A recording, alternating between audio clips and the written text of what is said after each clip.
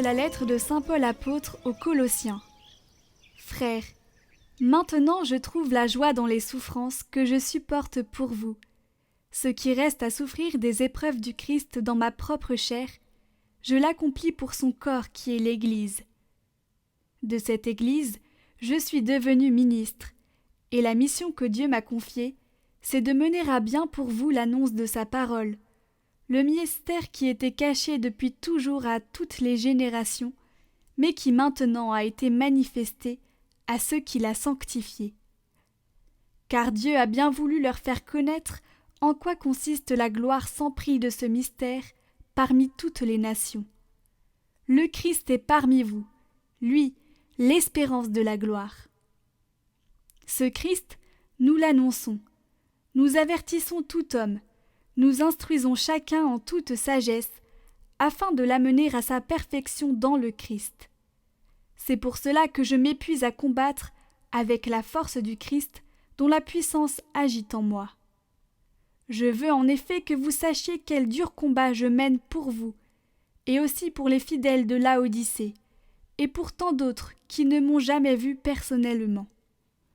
Je combats pour que leur cœur soit rempli de courage, et pour que, rassemblés dans l'amour, ils accèdent à la plénitude de l'intelligence dans toute sa richesse et à la vraie connaissance du mystère de Dieu. Ce mystère, c'est le Christ, en qui se trouvent cachés tous les trésors de la sagesse et de la connaissance.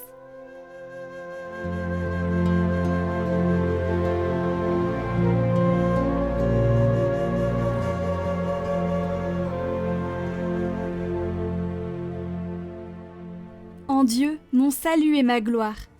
Je n'ai mon repos qu'en Dieu seul. Oui, mon espoir vient de lui. Lui seul est mon rocher, mon salut, ma citadelle. Je reste inébranlable. Comptez sur lui en tout temps, vous le peuple. Devant lui épanchez votre cœur. Dieu est pour nous un refuge.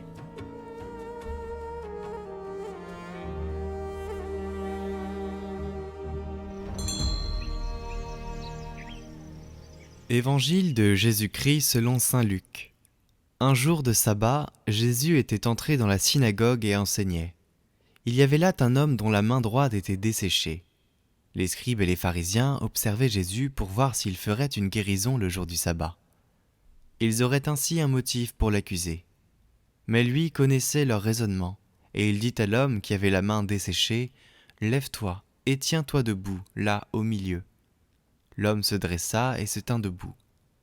Jésus leur dit, « Je vous le demande, est-il permis le jour du sabbat de faire le bien ou de faire le mal, de sauver une vie ou de la perdre ?» Alors, promenant son regard sur eux tous, il dit à l'homme, « Étends ta main. » Il le fit, et sa main redevint normale. Quant à eux, ils furent remplis de fureur, et ils discutaient entre eux sur ce qu'ils feraient à Jésus.